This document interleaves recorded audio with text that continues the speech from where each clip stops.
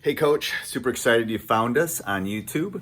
Couple things. First of all, go subscribe right now so you don't miss anything. We put up something every day. Great resources. That's the first thing. Second thing is go over and check out teachhoops.com for coaches who want to get better. If you want to win some state championships, you want to coach some professional guys, let me help you do that. Save time. Someone that's done it for 30 plus years. I'm here to help. Just go over and check us out at teachhoops.com, and let's head off to the video. All right, welcome to Coach Unplugged, episode way too many. That's what I said. I'm like 4 years worth of podcasts. It's like, and I'm still married, so I'm happy about that. All right, so Coach Wright, I'm going to have you kind of walk us through your kind of basketball journey. How you got into this great game, what it's done for you, kind of where you are, and then and then I've got lots of questions. Go ahead, I'm going to turn it over to you. So my name's Tyler Wright. I coach girls basketball at Mountain Zion High School in Carrollton, Georgia. And actually the last 5 years, I've been the head coach for both the boys and the girls teams. But, I gave up the boys this summer and I'm just sticking with the girls. So I'm excited about that. So this was my 6th year teaching. I'm 28 years old. And this was my 5th year as head coach for both teams. So I guess in reality, I have 10 years of head coaching experience, which is kind of unique in itself. But going into my 7th year, been at the same place, all 6 years. I teach math. So that's how you called me out earlier. But I teach math, and it's a great place to be. Our kids are great. We've really, built the program from the ground up. We won one game that first year with the girls, and last year we won 22.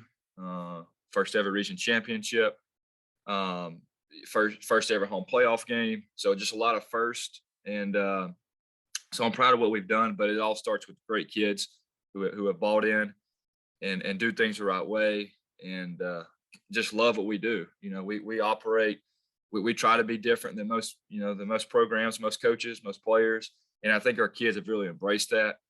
And, I'm just excited. I'm proud of what we've done, but I'm also excited about what we can do in the future. And just the quality of our kids are great, So, that's kind of little. I played high school basketball, didn't play college basketball. I coached high school basketball while I was in college, so that gave me great experience. So I would recommend any young coaches that are in college that aren't athletically gifted enough to play at that level to go get in, with a high school program locally. And kind of work your way up that way. That's my advice too for young coaches is go learn from other people. Okay, so I got so many questions to dive in. So that's perfect. That's why I always have people always ask, well, why don't you do the like when I go to clinics and stuff and they'll kind of quote unquote read through my resume. It's like, well, that's great for like a clinic, but here it's like you said that and then it's like question. It's perfect. All right, so first question is boys and girls, same season, and how did you do that? So I get asked that all the time. And so first of all, we had great kids, great assistant coaches for 5 years. You got to have that, right? You got to be able to delegate. And I learned that. I mean, I was young. It was the best thing for me. I learned a lot of things and what to do, what not to do. It humbled me a lot.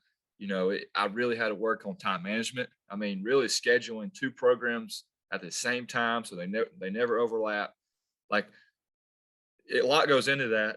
And, but I'm thankful for the experience because I mean, that's unique. Not many people can say that they've had to do that. And I was able to do that, but practices, we would go early, late, pregame would look a lot different for us than other teams. Walkthroughs, bus trips, like you name it was different for us, but it really stretched me, as a coach, especially as a young coach. And I think it gave me a lot of valuable experience for future endeavors, whether it's coaching, whatever the case is, may be. But, it was unique, but, I was very blessed to be able to do it, honestly. And hopefully, 15 kids in both programs, that's 30 kids that you get to hopefully make an impact on. I mean, I loved it, but again, it definitely, you got to be smart in how you delegate and manage time. Right. I think a couple things. First of all, I think it probably magnified your, and again, just purely from the outside looking in, probably magnified your coaching, your, like you said, time management, all those kind of things. So if you went on the road and played Team X, did you play girls and boys? How did that work? Or Yeah. So in yeah, Georgia, we usually have double headers, girls and boys. I would say 80 to 90% of our games were in that format. But, early season, because we were a small high school, so football, we got a lot of football players. So a lot of girls, like around Thanksgiving, they'd have girls only games. And then, we would sprinkle in the rest of those boys games. But there's only one time, it was a region tournament where we had boys and girls playing really across the state, honestly. So we had like girls tipped at 4 o'clock on the road on the other side of Atlanta. And then we had to drive back for a boys tip at 8 o'clock. And literally I'm walking down and there's 3 minutes to go before the boys start. When our girls walk back in the gym, I walk straight to the bench and just start coaching, so not ideal, but again, you just gotta, we had to make the most of the situation. I love that. I love that. So what do you teach for math? I teach Algebra 1, so I teach mostly freshmen, which is unique too. Honestly, I know I enjoy teaching math, like I really do, but it gets me connected with the freshmen right away. Like there's a lot of positives to it. So every girl in our program I've taught. Either I taught them this year or I've taught them previously, which is unique too. Because I don't think that's with every program. Yeah. To say I had them in the Girls classroom. girls are 9 smarter months. too. Girls are smarter too, probably taking math Ah. with boys. Yeah. I'm gonna give you some advice from an old math teacher. Try to get to the seniors because that's the holy Yeah. grail. That- Because they're almost adults. It's perfect. That's right. They're not I got some Algebra 2s coming next year, so we're making our way there. Yeah, you know what? You know what thing about Algebra 2, and again, I know this is a math podcast, or a basketball podcast. The thing about Algebra 2 is junior year is kind of that perfect window because they're old enough to have conversations with them and push them, Mhm. but they're not on the senior slide. They're not thinking about they're not freaked out about next year. It's that Yep. I taught like 2 honors for a long time, and that was like good kids, smart, wanted to. It's like perfect. But anyway, I love that. So talk about the delegating thing. So Yeah. what did you learn from that? Because from someone that's coached a long time, I do a fifth of what I used to do because I Yeah, delegate. absolutely. I don't have the energy. I don't want to do it, and I don't need to do it, and I can find people that can do it, basically. That's But right. So yeah, like this year, for instance, our girls staff, we had a guy who has 20 years of head coaching experience, right? Who's part-time, like has really embraced being an assistant. And then we had a lady who first time basketball coach, but lived like is from the community, right? So like she knows so many connections. So first of all, I would think it's finding within your staff what their strengths are, right? So like that's number one. What are their strengths and what do they want to do, right? And then it's their usually once super. they, yeah, But I because didn't mean once to they interrupt. figure out, no, you're good. Once you find out what they want to do, they'll embrace it a little bit more. So like the lady, she was great with social media graphics, right? And I'm terrible with them. I know it's a big deal. You got to do it these days, but like she was phenomenal with creating graphics and just keeping it updated. And I told her back in September, October, I said, look, run with it, right? You don't have to get any approval. I trust you.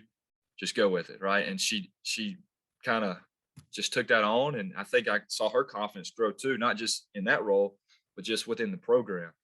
Because she was new to the program, not to the community. And then our older assistant coach, I mean, just anywhere between laundry coach to pregame, stuff, taping, or like laying out jerseys, like things that you, as a head coach, that have to get done, but you don't know until then. Like, let them do it, so yeah, I was very blessed and fortunate to have 2 great assistant coaches that didn't complain and didn't grumble. They just did it, and but I think it goes back to building relationships with your assistant coaches, right? If you got great relationships, they're going to be willing to do more. And but that's what you have to do in order to have a successful program. It can't be the head coach doing absolutely everything. Whether it's dealing with the kids, whether it's dealing with social media, laundry. I mean, you name it. Delegate, delegate, delegate. and find people that you can trust, and then they ultimately trust you back, and your life's gonna be a lot easier. Yeah, you You got young me. head coaches, they don't know that yet. They don't, and it's like finding their superpower. Everybody's got a superpower. Find their superpower and lean into it, and that will definitely make. Yeah, I agree. I Yeah, 100% agree. You got to lean into that. because I'm personally, I'm not great at everything, but they may be good at things that I'm not, and that's how it works. So, who took the job from you, the girls' job? Well, I'm still doing girls. The boys, I stepped down from the boys side, Okay. and we hired somebody, not within the school. So he's, I guess you can, yeah, he's not from within the school. Okay. So he'll do a better job than I did. So, And how was that but yeah, conversation with the boys? well, it was tough, and it actually, unfortunately, it had to happen before the season was actually over. Just rumor, you know how it goes. Yeah, so it was very unfortunate, but it was emotional. I mean, can't say I didn't break down just because I'd poured into them, and the group that we had at the end of last year, they were so invested in what we were doing, things the right way, playing the right way, and selfishly. So it was tough, but they understood, and long term, it was what's best for both, honestly. Yeah, there's a point where it's like I used to coach 3 seasons in a row. It's like you just like no, there's a I don't want to call it. I mean, I'll use the word burnout, but there's a burnout factor too. It's like if you want to do You, this long, I mean, you can't do yeah, 80-hour work weeks every day. Like I'm sorry, I mean, you just can't. Like it's yeah. just, I mean, you You know when it's time, and that's what they yes, told me. And it was time. right. Like I know that I'm getting in the sunset of my coaching career. I just can feel it. Like I just feel it. Like it's not done yet, and I'm excited about this season, but I can feel I wouldn't have felt this 15 years ago. It's like I'd have eaten you before I let you did like anything happen to my That's right. team. There's Like a lot of wisdom in that, though, through yeah, experience. yeah, and older coaches and I remember my high school coach telling me that. He goes, because when he retired, I was like, what? He goes, Steve, you just know when it's time. And it's like, it's the same with my teaching. I got other things I want to do. Um, That's right. yeah, it's closing. I don't know. I've already told people I'm not going to my retirement party at school. And they go, what do you mean? I go, I'm not, I'm just stopping work. I'm not going to the retirement party. What are you talking about? Like, I'm like, no, I'm not going. You can invite me, but I will not be there. Like the other teachers can go in the school, but I'm not going.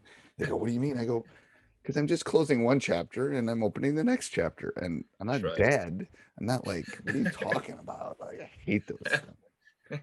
Gonna piss my wife off too, but I'm not going. I'm just not. Hey, I'm stand your making a ground. stand. Yeah, I'm That's staying. right. I'm going and sitting on a beach drinking a margarita or something. I don't know, something to relax. So let's talk about the program, because that was what Yeah. topic you really wanted to talk about, was building a program. Which and you and I, before we get on to talk about this, but so I started 24, 25. I can't remember with COVID now how many years it's been. But I took over a program. I was the only applicant. They'd had 6 winning seasons in 35 years. No one wanted it. No, it was like, why would you take that? Because, but I knew, my gut told me, I Yep. just knew. And 3 state titles later, and 2 NBA guys, and like 23 whatever. We've done fine. We've done just fine over the last 25 I'd years. say. Um, that people are like, whoa, I'm very intrigued about. I'm going to let you talk, but I'm very intrigued by what you think help builds a program, and then I'm going to jump in and say I'll throw in my 2 cents, because I'm never Yeah. bashful for. Yeah, go ahead.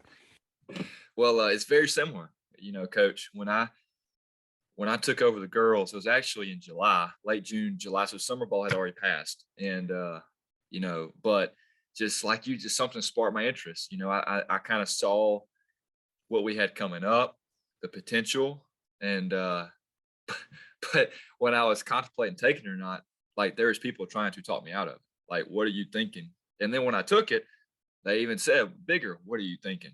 And to me, course, looking back, that was almost a positive. That was like something that, okay, you did the right thing, right? Because what you did was so bold and challenging, on the surface.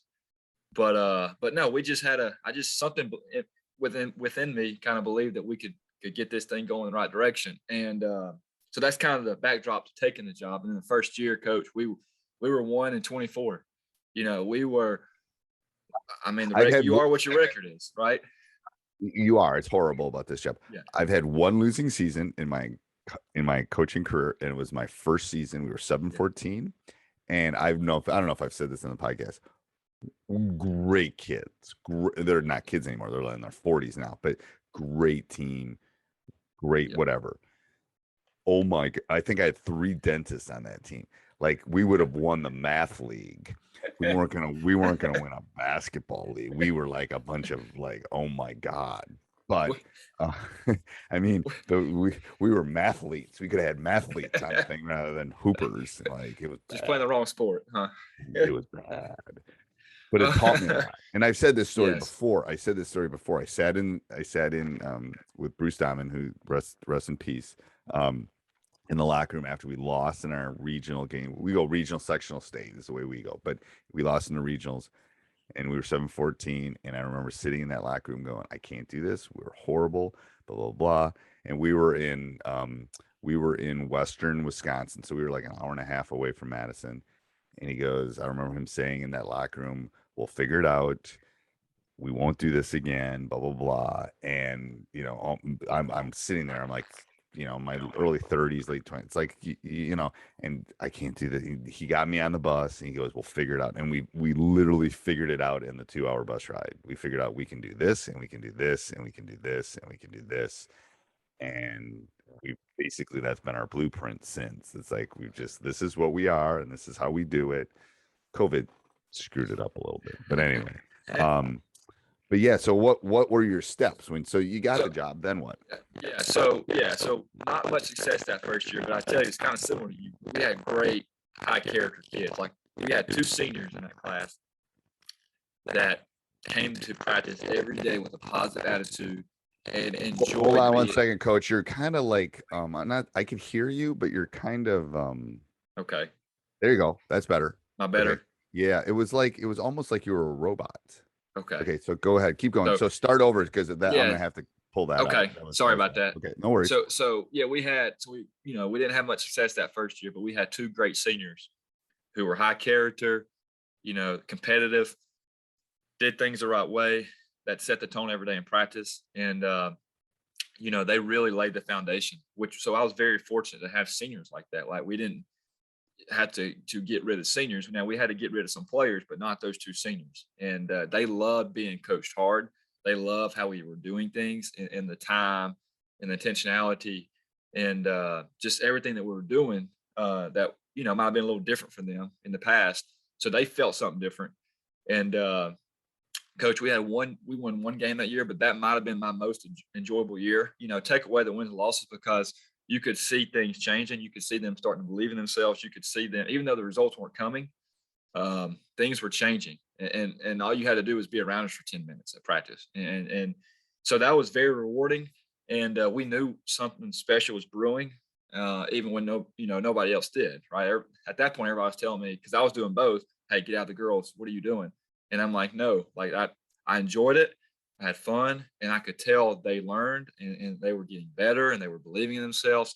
So that's kind of the first thing I think and it's hard in today's world, because we all want instant gratification. That's the world we live in, right? And so it is challenging. Oh yeah. Yeah, I think one other thing before, I got a bunch of other things about that, but instant gratification, I got to jump in on. You're right. Yeah. And the problem is, we were kidding about this. I don't remember if it was on air or not, but you're judged by your wins and losses. Yeah. Shouldn't be.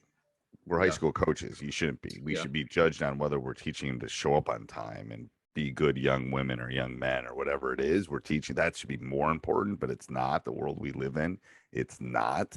So the instant gratification is an issue. So I tell all the young coaches and everyone that's listening to this, find some place that will support you, that is a good fit, that, they're not going to run you out of town when you have a bad season, because it took us 5 years, but it was a 7-year plan that we had set up.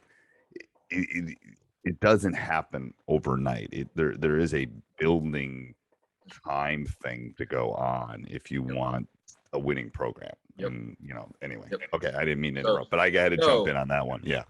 I think that's spot on, Coach. And I mean, even for coaches, that's challenging thought process that we want instant gratification as coaches, and that's just not reality in 99% of the situations.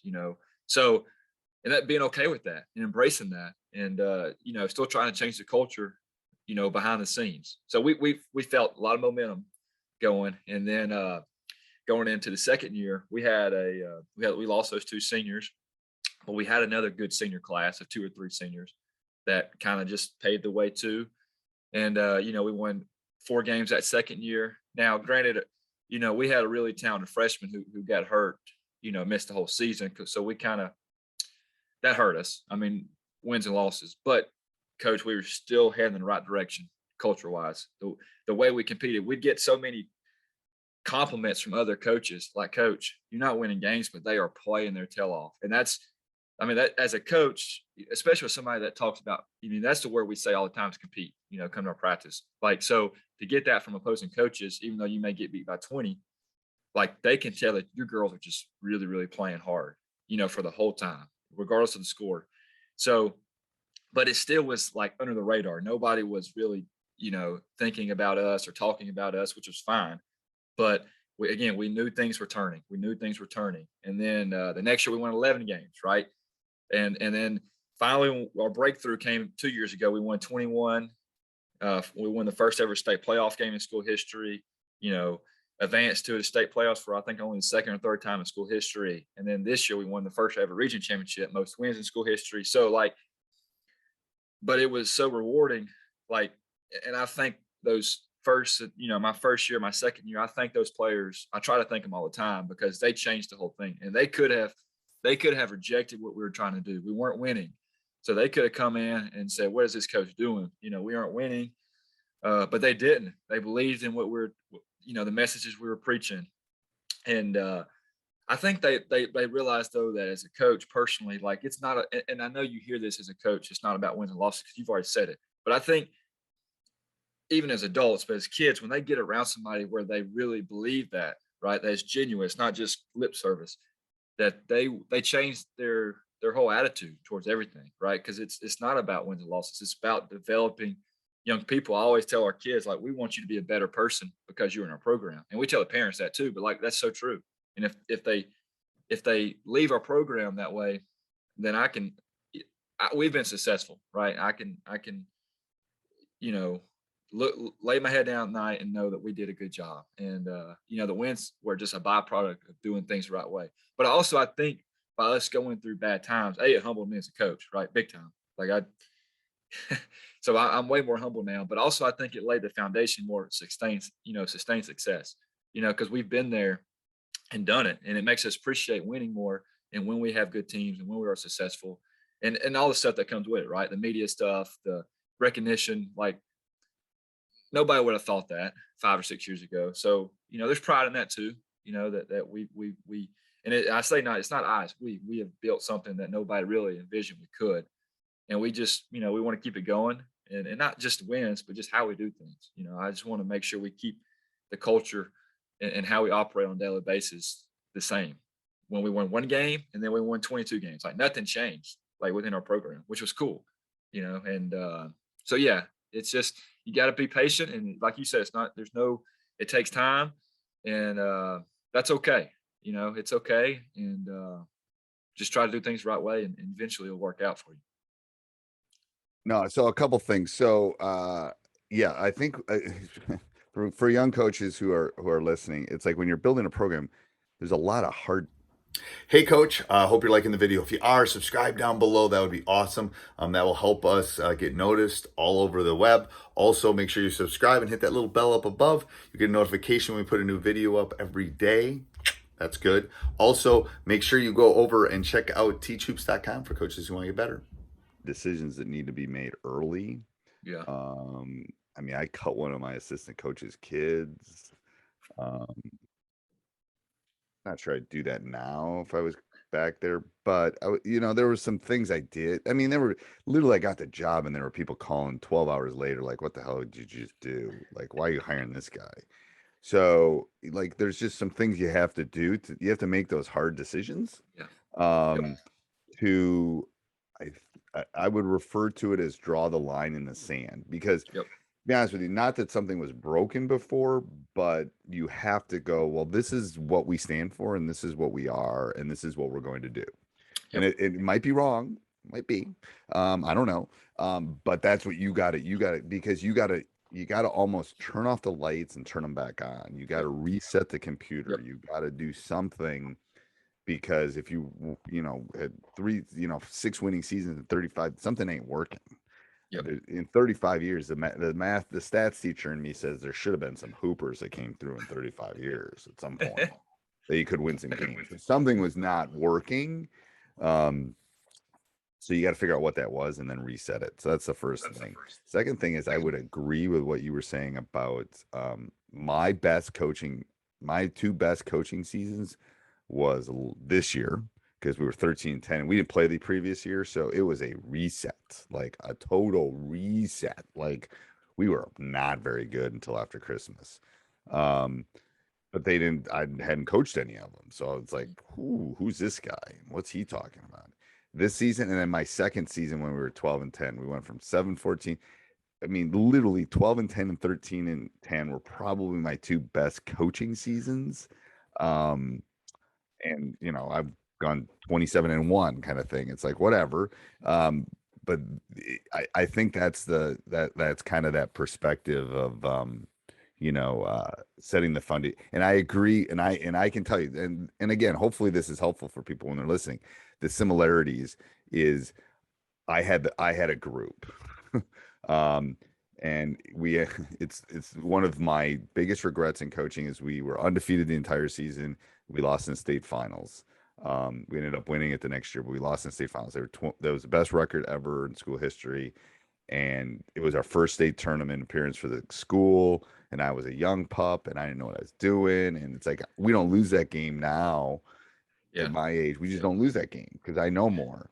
So I have that regret, but that was the group, it was the Kyle Nelson. It was that group. Right. Yeah. Anyway. And So it was Kane Civicid. It was, McCallum. It was all of Nelson. But anyway, so anything else you'd want to share about that? Anything any secret well, sauces that you kind of used or did? just we definitely branded ourselves like on an identity base. Like this is even that first year. Like again, we won one game, but we did like what I envisioned us doing. Last year and the year before. Like that's what we did. Like so, like for instance, we were a pressure man team. We've been for 5 years, and that's just it fits me. I love teaching it. So like, but we came in day one. That's what we taught them, right? And I mean, it was obviously like a foreign language to them at that point, but like we were going to do it. So on one side, I was stubborn about it. Now I don't know, being stubborn is not always good, but like I just envisioned what we're going to be able to do 4 or 5 years from then. So let's do it now. Let's, whether we lose or win. I mean, if we're going to lose, let's do it the way that's going to help us in the future. And that was huge for us. So that I guess that's one thing is just whatever you believe in the style, because there's no one right way or wrong way. I mean, that's not the right way to play. That's just it fits my personality and the way I feel like we should play the game, and our girls bought into it. And so I guess I mean, that was big for us, honestly, because it's unique in where we're at. Girls basketball, nobody plays pressure man. So we embrace that though. And we talk about it openly, right? Like, girls, this is hard. That's going to be, we start summer Monday and that's going to be the spiel. This is hard. I know, but it's worth, it's worth doing. And it's going to reward you down the road if you do it the right way. So that's one thing, but also I think that's just a lesson too, because, I try to, my faith is a big part of my life. Right. And a lot of times, we want like a concrete plan, like X, A, B, C, D. And there was no plan 5 or 6 years ago. Like in my mind, I believed it, but nothing taking that job made sense, but there's just something in me. And I think I credit definitely some faith that was a big part of it, and just believing in it. And so, I think we get bogged down in the exact details all the time, and I struggle with that too. I'm guilty too, but just do whatever's in front of you, make the most of it. Whether it's the group of players, the job, the parent, like whatever it is, just make the best of it. And you'll learn from either way, but that's, Right. Control what you can control. And control the controllables. That's right. So talk about practice planning, and then talk about how practice planning you think is going to change this year. Great. Only having one team versus two. Yeah. So talk about that. So I think this year I'll be able to get more detailed oriented within practice plans, because honestly, running 2 practices, I can't say that the practice plans were the best in terms of organization. Now we had good practices, I feel like, but just organization wise. But yeah, so we're going to come in, we're going to compete, we're going to do some type of competition drill to start practice. And we mix it up. It's not the same one, but it's probably the same 2 or 3 every single day to start. And then once that happens, and then we're going to split up probably and do skill work, your basic fundamentals block for, 20, 25 minutes. And this is another way, delegate coaches, let them take ownership of a position group and let them run with it. And then that carries over into games where they're watching that position group and really, zone in on them. And so they take ownership of that. And then usually from there, we'll get back into some type of competition drill. And then we'll do our offense, defense, stuff like that. But even within that, I love small sided games. You learn by doing, and if we can put our girls in situations in practice that make them uncomfortable, that are game like, the better. So we're really intentional about trying to do that. Not every segment's that way, but we try to incorporate game like small sided games. And honestly, as a coach, also we do a lot more shooting. As a first, I've learned that over time. Incorporating a shooting block is huge. And if you do 20, 30 minutes every day for 4 months, they're going to get better. And, but it takes time too. Right. So, even that's not overnight, right. Success. So yeah, that's kind of how we go with practice. And, we love to be high energy. Again, I'm a young coach. So honestly, most practices, I'm in a practice jersey in practices with them. And I think that also is valuable, like I think the girls, like I'm running conditioning with them.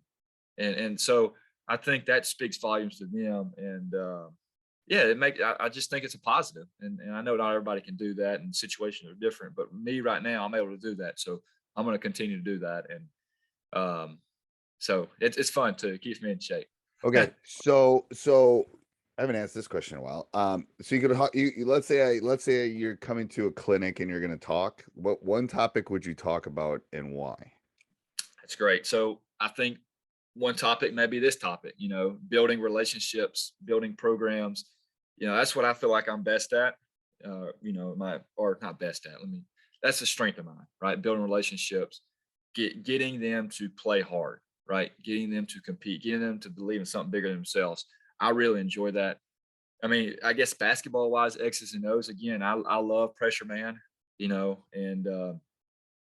that's why I joke with my assistant coaches. Like, I suck at teaching zone. Some coaches are great at it. I'm not. I like the black and white within the structure of a man-to-man structure. So, and then offensively, we do dribble drive stuff. Again, nothing we do is just spectacular, right? Just groundbreaking. I like you. I learn from people like you and other coaches, and a lot of mentors that have kind of shaped how I view the game. But yeah, I would say building relationships, the intangible stuff to start with. Okay. Personally. So let's pivot on this a little bit. So if I'm playing you, right, I'm bringing my girls and we're playing you. I know that you're going to man, but so here's an old dog telling a young dog that you should be over the next couple of years working on a zone. Yeah, because I won't be ready for it. Yeah. Like, you know what I'm saying? I just won't be Yeah. ready for it. Like, Yep. it's got to be that ace in the hole. You're playing poker, you're I, bluffing, whatever, and all of a sudden you just throw it at me. Trust me, if you're a pressure man and you do that for 2 or 3 years, I'm just assuming you're going to do that.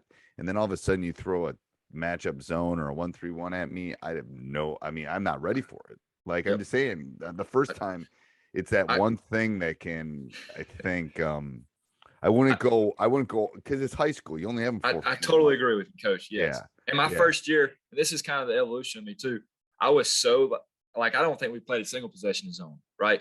But this past year, we were probably 80-20, man zone. So, we definitely, and even zone presses, like we've incorporated that. And so I totally agree with you. And also, and I think just teaching, if they know man to man, that makes your zone that much better because they know, like it's harder to go the other way, where you're playing zone 80 and then man 20. But I found our girls are pretty good in zone because they're good in man.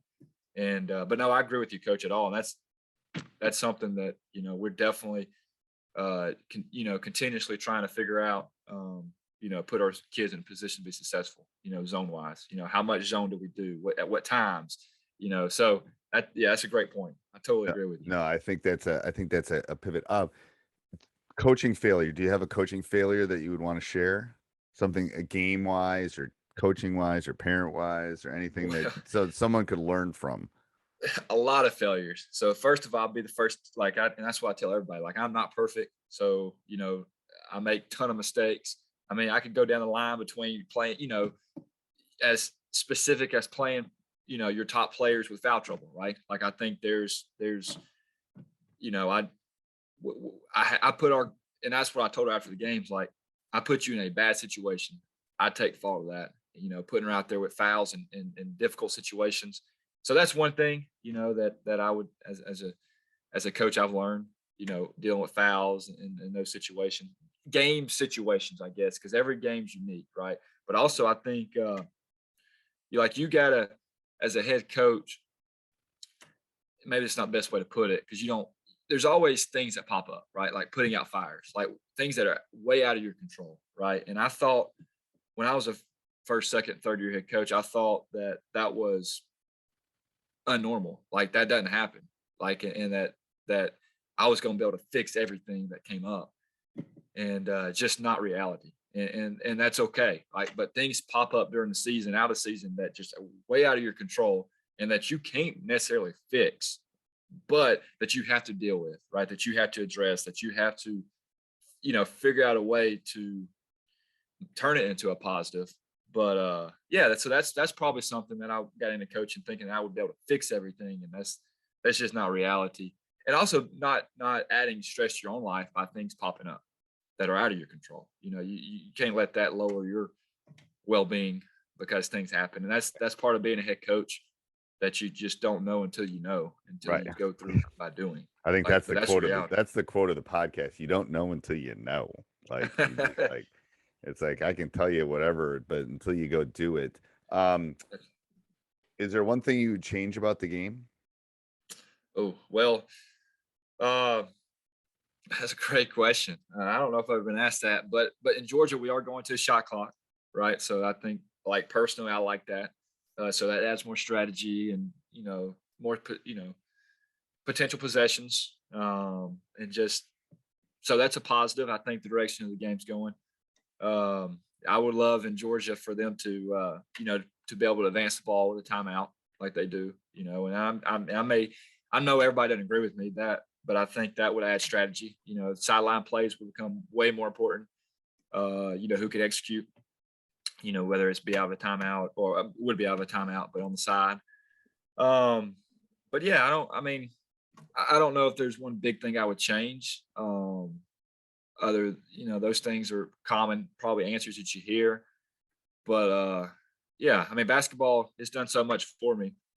Like, I'm very blessed and fortunate to be able to coach the game. So that's just I love it, and it's again, it's Yeah, given me so much. I tell my students change is inevitable about life. It Change is. always going to happen. It is. But change, I said, isn't always good either. Like sometimes change Right. is good. Like it's better to Right. probably better to go to school in a car than a horse and buggy. But then the bad part is you're global warming kind of thing, That's So it's like there's pluses and minuses to everything. that's right. All right, so I'm going to go through my rapid fire now. I'm just going to ask some quick questions. What's your favorite brand of basketball? Oh, favorite brand is Brand. Up Tempo. No, brand, Brand. like actual ball, like the actual ball. I don't know how to word this better. Well, the Wave, old school. I'm Wave. Just give me the Wave. Okay. I don't have a lot of wave answers to that question. Yeah. If you go to one sporting event, what would you go to? Ooh. Final Four. Okay. Yes, should go. Been to a Yes. couple. Final Awesome. Four. I'm surprised you didn't say the Masters, how close you are. I'm sure you've been maybe already. Been to Augusta, not to the match, not to the actual tournament. But Not to the actual tournament. Okay. Favorite pregame or postgame meal?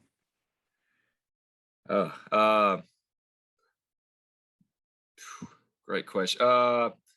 Post game, we always go Chick-fil-A. Chick-fil-A is kind of a theme for us.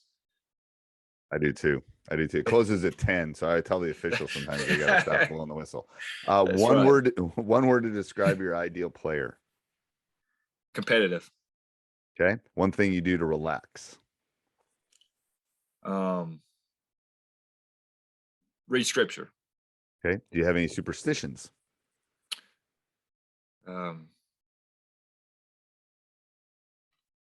Yeah, I have the same, same shirts I usually wear. Yeah. One coaching technique you think's important.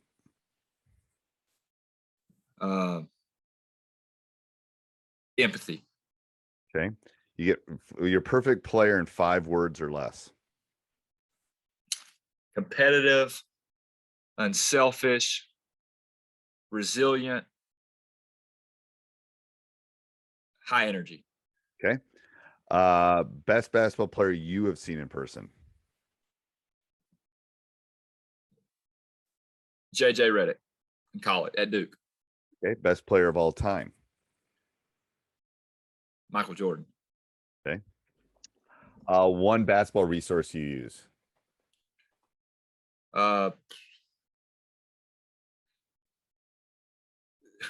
What? Multiple. Thrive On Challenge and with JP Nurbin. Also Mark Cassio, who is now at App State, has been a big influence. Okay. And then yours, of course. Oh yeah, no, I'm not. That's I'm right. I'm not fishing. Trust me. I would say books. Actually, that's what I would say for me in the old days, at least. Shot clock, yes or no? Yes. One thing that helped you become a better coach? Losing. Charge circle, yes or no? What was the question? Charge circle, yes or no? Yes. That's yes. Definitely. Okay. Best game you've seen in person?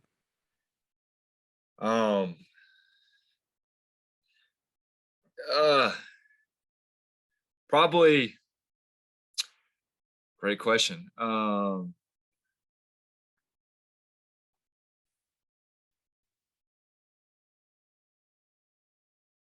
Give me more than one. I'll give you more than one if you need more than one. So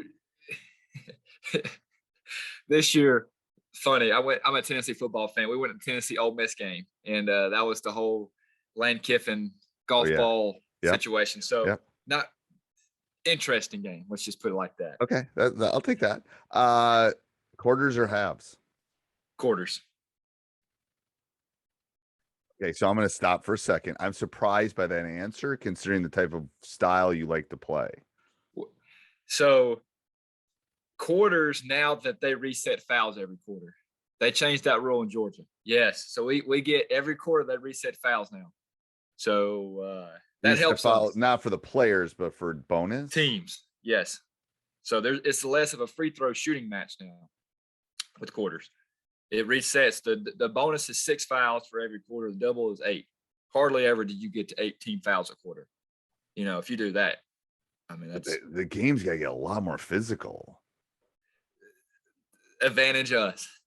Okay, because we play halves in Wisconsin. We play two 18-minute halves. Yeah. And the flow of the game is like Yeah. you got to play more kids. Like it's like okay, interesting. Yes. Okay. Best basketball coach of all time. Coach K. Okay. Best team of all time. Ooh. The pros or college? Doesn't matter. Best team Doesn't of all time matter. that you like.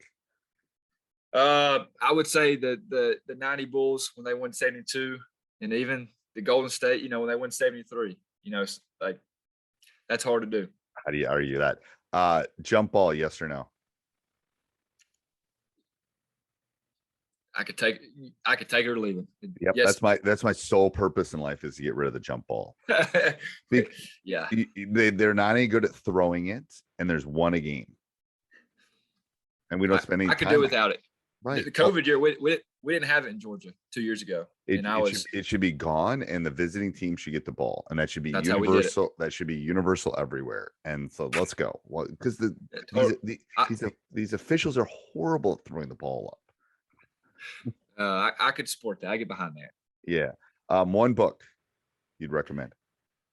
So many. So as a coach, again, kind of Calling Up by JP Nurbin was a good one. Again, it was personal because I know him, but I think there's so much good stuff in there that you want to call your players up, not out. And I think that's the premise of the book. I love that. All right. So my last question I ask in every podcast is, what would you tell your younger self? Oh, a lot of things. And you're still a puppy, so don't Yes, holy right. crud. I would probably say, yeah, you're never going to have it all figured out, and be okay with it. And just you're a work in progress, just like every other human being, and embrace that. That's okay. I love that. All right. Thank you, Coach. I appreciate you being on. Coach, I appreciate you having me. Much respect to you and what you do. Thank you. Hey, Coach. So glad you enjoyed the video. Make sure you go over and check out teachhoops.com for coaches who want to get better, and subscribe and like. Have a great day.